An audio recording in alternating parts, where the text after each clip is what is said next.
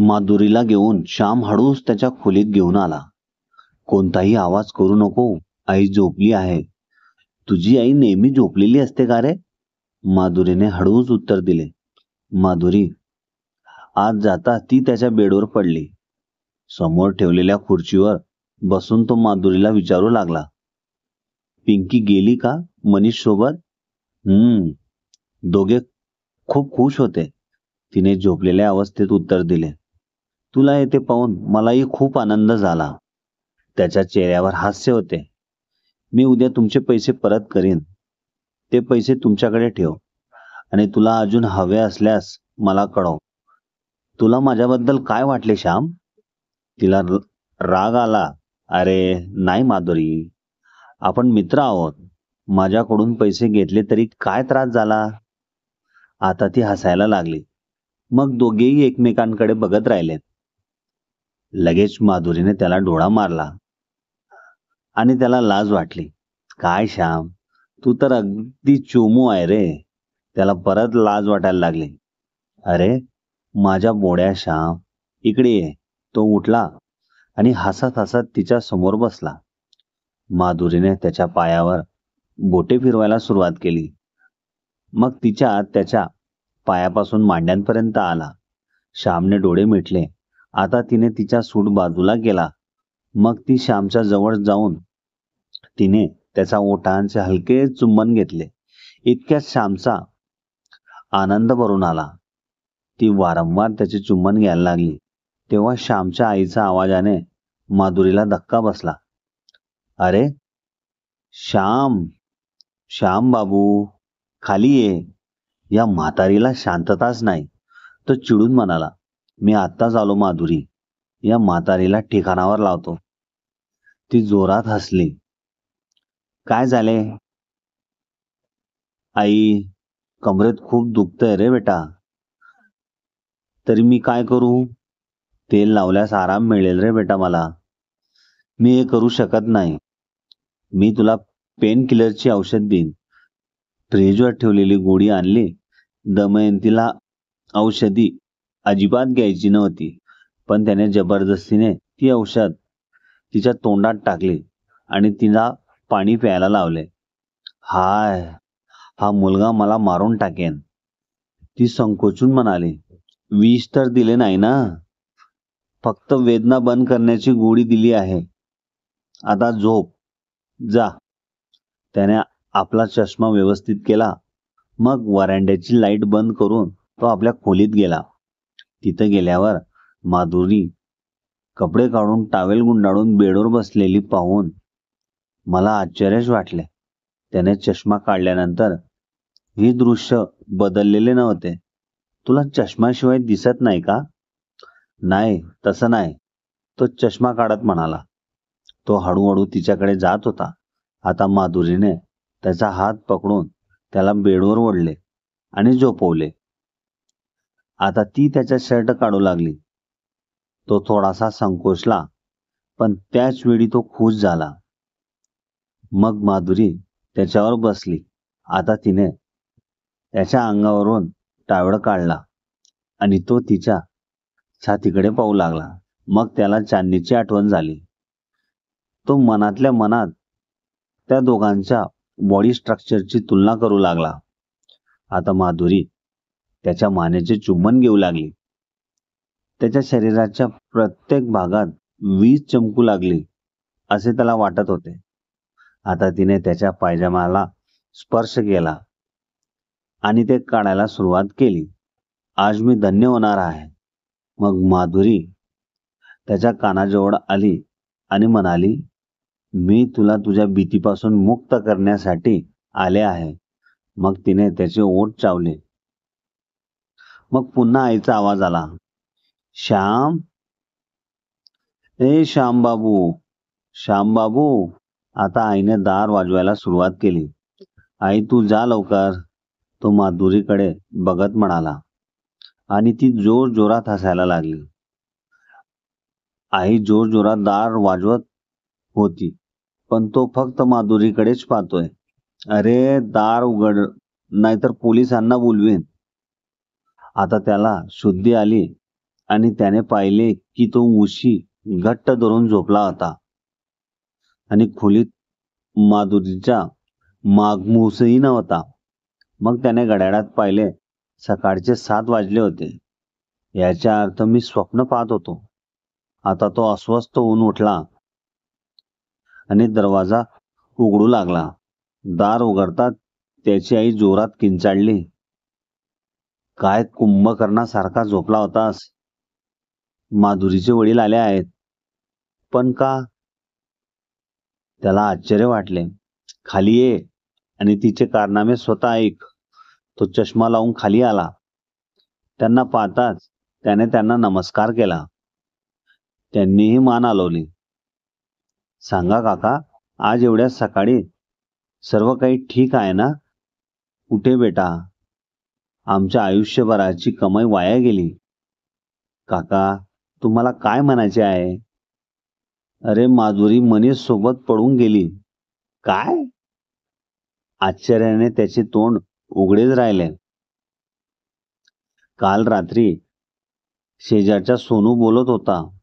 ती शेवटच्या वेळी तुझ्या गाडीत बसलेली दिसली. हो, ती माझ्याच गाडीत होती काका. पण मी तिला महावीर चौकापर्यंतच सोडले. मग ती मनीष सोबत बसून निघून गेली. त्याचे स्वर अडखडत होते. आता दमयंती बोलली, गिरधर, तू तुझ्या मुलीला ही खूप मोकळीच दिली होतीस. आम्ही आमच्या मुलाला घट्ट बांधून ठेवलंय आणि तुला मुलगी सांभाळता आली नाही. आता त्याने आईकडे असे पाहिले की त्याची आई थोडी घाबरली. हा काकू, चूक आमची आहे.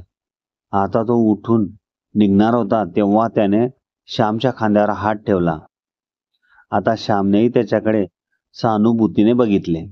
काका, काही हवे असेल तर मला कळवा. ते निघाल्याबरोबर तो ट्रॅक सूट घालून घराबाहेर पडला. तो स्टेडियममध्ये वेड्यासारखा धावत होता. तेवढ्यात त्याला कोणीतरी मागून हाक मारली. श्याम, ऐक ना. श्वासावर ताबा मिळवून तो जवळच्या भाकावर बसला. तेवढ्यात त्याच्या बालपणीचा मित्र बलबीर उर्फ बबलू त्याच्याजवळ येऊन बसला. मी जाड झालोय म्हणून मला समजतंय रनिंग करणे गरजेचे आहे, पण तू का वेड्यासारखा पडत आहेस? मी विचार करत होतो, धावत धावतच या जगातून पडून जावे असं वाटतंय मला. वेळ आल्यावर जा मग पडून. आता एन्जॉय कर. तो त्याच्या खांद्यावर हात ठेवत म्हणाला. तेच मी करू शकत नाही. त्याला काल घडलेला सर्व प्रकार सांगितला. तो जोरात हसला. हळू हस. श्याम बर्बीरला सांगू लागला. ती चांदणी त्या पोलिसांची खबरी निघाली, ज्याचा मुलगा तुझ्या वर्गात शिकतो. त्याने होकार दिला. पण तू माधुरीला पैसे का दिलेस? तिचे त्या गॅरेज मालक मनीषशी खूप दिवसांपासून प्रेम संबंध होते. ती एक चुडेल निघेल मला ठाऊकच होते. स्वप्न मला दाखवले आणि साकार दुसऱ्या सोबत केले. हे बघ श्याम, बर्वीर हळूच बोलला, तुझ्याच काहीच गडबड नाही. या अगोदर तुने भरपूर मेडिकल चेकअप केलेले आहेत. तुझ्या मेंदूमध्ये केमिकल लोचा आहे. माझ्याकडून नाही होणार, श्याम म्हणाला. आणि मला काही माहिती नाही. विचार भरून ठेवले तुने तुझ्या डोक्यात. बलबीरने श्यामच्या डोक्यावर थाप मारली. नाही बलबीर, तिथे काहीतरी आहे. मला वाटते की मी नॉर्मल नाही. तुला फक्त एक करंट आवश्यक आहे आणि दुसरे काही नाही. आता त्याने लाजेने मान खाली घातली. मी सांगतो तुला, लग्न कर. आई पण खुश आणि तू पण खुश. त्या दोघांचे नाव नको काढू. या सर्व कारणांची जड माझी आई आणि तिचा नवरा म्हणजे माझा बाप हेच आहे. एका मुलीचे लग्न करून तो माझ्यावर कर्ज करून निघून गेला. मग आई एकच सूर वाजवू लागली, तुला अभ्यास करायचा आहे? तुला अभ्यास करायचा आहे, काहीतरी बनवून कर्ज फेडा. घरात एक तरुण बहीण आहे, तिचे लग्न करायचे आहे. आपण बेघोर झालो तर कसं होईल आपलं? जग हे असं आहे, कसं आहे. तिने घाबरून घाबरून आम्हाला भित्रा बनवले आहे. पण तू प्राध्यापक झालास मित्रा. तुझ्या बहिणीचं लग्न झालं त्यानंतर तुझं फक्त घराचं कर्ज राहील. अजून काय हवंय तुला? तुला काय माहिती अजून काय हवंय हे? मग गायत्री जवळ येताना पाहून दोघही गप्प झाले. त्यांच्याकडे पाहून गायत्री हसली. मग श्यामकडे बघून विचारले, श्याम, उद्या मला कॉलेजला सोडशील? कारण माझी गाडी सर्व्हिसिंगसाठी गेली आहे. का नाही? सोडेल ना मी. उद्या जाताना मेन रोडावर थांबशील. धन्यवाद श्याम. बबलू कसा आहेस? आणि इमरती कशी आहे? मी ठीक आहे. गायत्री, मी ऐकली की तुझी एंगेजमेंट झाली आहे. चला, अभिनंदन तुझे. आता पुन्हा एकदा तिने त्या दोघांना पाहिले आणि तिची मैत्रीण सुजाता सोबत स्टेडियम मध्ये ती फिरू लागली. या मुलीवरही देवाने मोठा अन्याय केला आहे. माती टाकायलाच विसरला. ती इतकी पातळ आहे की पटकन पॅक करून जमिनीवर पाठवल्यासारखे वाटते देवाने. श्याम चेहरा वाकडा करत म्हणाला, बरोबर आहे तुझे बबलू. तू गायत्रीशी लग्न जुळून घेऊ शकला असतास. आपण तिघे एकमेकांना लहानपणापासून ओळखतो. बबलू, जर तिला माझ्याबद्दल कळलं तर ती माझी चेष्टा करेल. तिची किती चेष्टा होत असेल तुला आठवतंय का? शाळेत मुलांनी आपल्या गर्लफ्रेंडला गायत्रीच्या आकृतीच्या भीतीने तिच्या वॉटर बॉटलचे पाणी प्यायचे नाही असे सांगितले. कारण त्यांना भीती होती की त्यांची गर्लफ्रेंडची फिगर गायत्री सारखी होऊ शकते. श्याम आता हसला. बाकावरून उठत बबलू म्हणाला, चल यार, मला तुझ्यासारखी सुट्टी नाही. मलाही दुकान उघडायची आहे. आज रविवार असल्याने ग्राहक जास्त असतील. चल थोडी मदत करायला माझी. बबलू म्हणाला, ये, तुमचे बेकरीचे दुकान आहे आणि सकाळीच गर्दी असते दुकानात. आता कुठे आम्ही एक छोटीशी खोली जोडली आहे आणि खाण्यापिण्यासाठी कॅफे बनवला आहे. तो अभिमानाने म्हणाला आणि श्यामने त्याच्याकडे पाहून हात हलवला. गायत्री पण आपल्या मैत्रिणी सोबत घराकडे निघाली.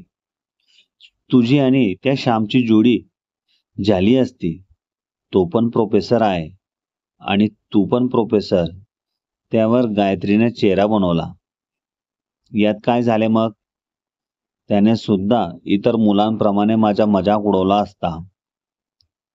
असे करताना मी त्याला कधी पाहिले नाही. का?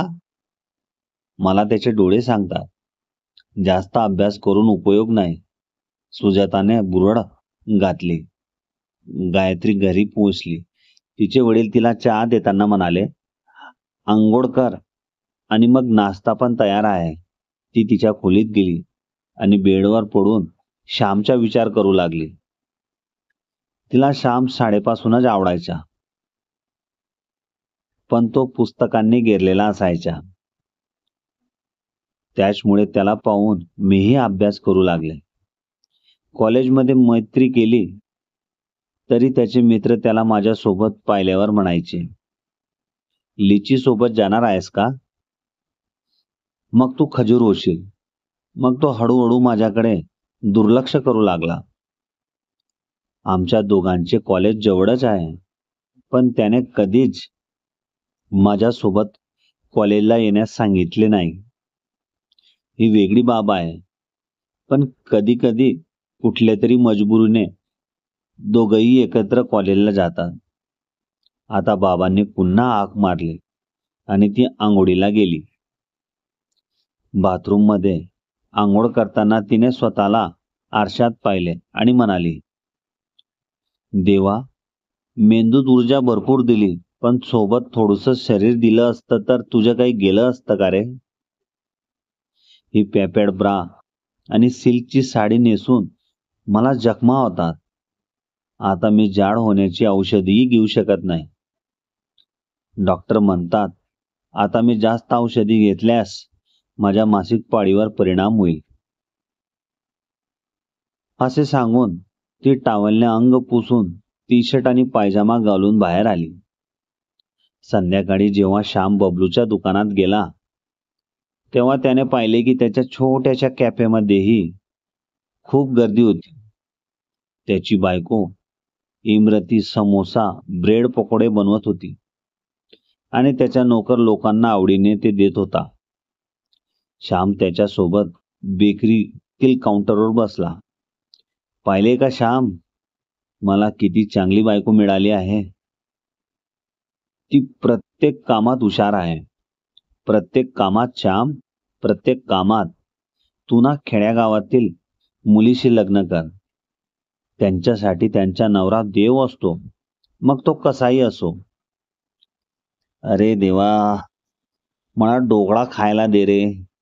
लगेच त्याच्या नोकराने ढोकळा खायला आणला. तो पण बबलूचे कस्टमरांना सामान देण्यास मदत करू लागला. तेवढ्यात एक मुलगी दुकानात आली आणि त्याला पाहून विचारू लागली, मग ऐकले की तुम्ही विद्यापीठात इतिहासाचे प्राध्यापक आहात. तुम्ही बरोबर ऐकले. हो, मी इतिहास विषयाचा प्राध्यापक आहे. सर, तुम्ही मला शिकवणी द्याल का? मी शिकवणी घेत नाही. कृपया घ्या ना सर, प्लीज रिक्वेस्ट करते मी तुमचे. पहा, माझ्याकडे तेवढा वेळ नाही. तो तिच्या केक पॅक करताना म्हणाला. आता ती ग्राहकांना बाजूला करत त्याच्याजवळ आली. सर, मी नापास होऊन जाईल, पण तुम्ही माझी ट्युशन घ्या. तुम्ही जे मागाल ते मी द्यायला तयार आहे. हे ऐकून बबलूही त्या मुलीकडे पाहू लागला. मित्र, कथा आवडल्यास चॅनलला लाईक, शेअर, सबस्क्राईब करायला विसरू नका. धन्यवाद.